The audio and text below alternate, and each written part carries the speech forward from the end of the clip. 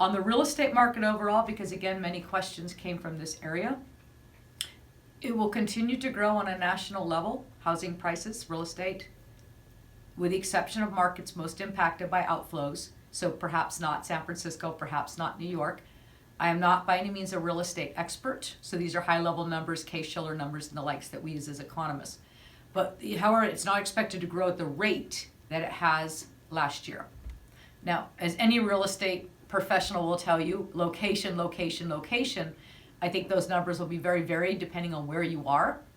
But a combination of ultra low interest rates, people wanting to and able to move to other locations is a lot of what's prompting the rise in prices.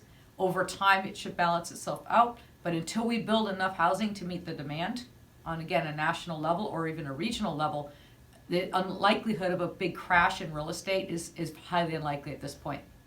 Think of it this way. Anyone who bought a house since 2008, 2009 has been highly qualified to make that purchase. Anyone who's refinanced or gotten a mortgage in the last 10 years can attest to the complexity and the difficulty involved in that process.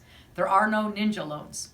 There's a lot of caution that's put into them to giving a mortgage, qualifying for a mortgage. In addition, the property's appreciated significantly in the last 10 years in value. The idea that there's going to be this massive number of foreclosures is highly unlikely. You could see some pressure more in the commercial space, in the individual space, but by economic numbers, with the caveat I'm not a real estate professional, it's unlikely to see a crash, even though we may see a rise, even though we likely will see a rise in foreclosures. As the government support winds its way out, there's going to be a point in which the government is going to stop saying you don't have to pay your mortgage and you don't have to pay your rent.